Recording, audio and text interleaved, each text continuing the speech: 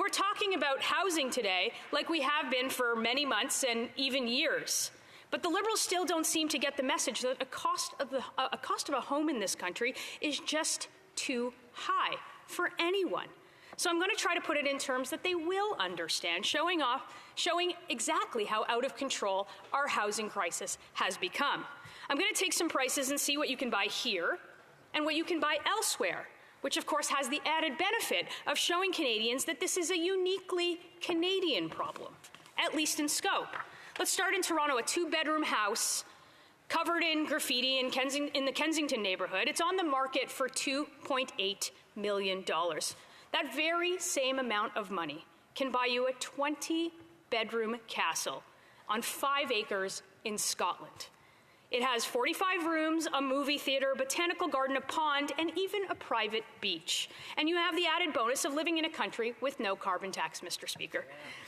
If you don't want to live in the big smoke, I can understand. Well, I don't really understand why people don't want to live there, but I can understand why you would have your preferences. How about Kitchener, where there's another 2-bedroom home up for the steal of $1.8 million? Spoiler alert, it's not a steal at all.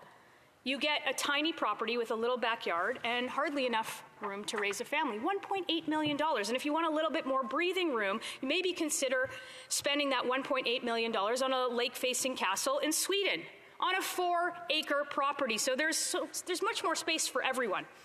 If you're still not convinced, let's go to Vancouver, where the member opposite is from, where a 3-bedroom house sells for $4.6 million. You also get to pay the highest gas prices in Canada, some of the highest taxes. You get to drive to work in an open-air government-supplied drug market, which this NDP Liberal government supports on your way to work. Absolutely stunning, Mr. Speaker. If you prefer more peace and quiet, or maybe you want a bit of a deal, there's an 11th century castle in England up for sale for $4.4 million. It comes with 32 acres of land, 22,000 square feet of living space, including 17 bedrooms. It's quote-unquote an idyllic retreat with farmland and even its own creek for fishing, rights included. I can go on and on. France, Honduras, Argentina, Wisconsin. The fact of the matter is that Canada's housing market is so broken, and these Liberals are the ones who broke it, with the help of the NDP, of course. Housing prices have doubled in just 8 years. A mortgage payment has doubled. The average income needed to buy a home in Ontario is over $175,000, and that's much more than the average salary, as we all know. No amount of partisan spin can minimize the fact that it is now cheaper to buy a castle in Europe than a family home in Canada. And if that doesn't convince these Liberals to tell them that home prices are unattainable to the average Canadians, I don't know what will. So we have to ask the question, what are people supposed to do?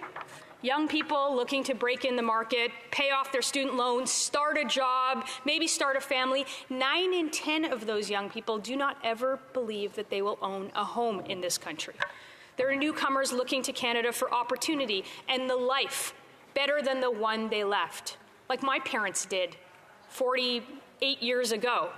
Everyone else who is struggling under repeated double-digit increases in the cost of rent, it's doubled too in just 8 years. It used to take you 25 years to pay off the mortgage.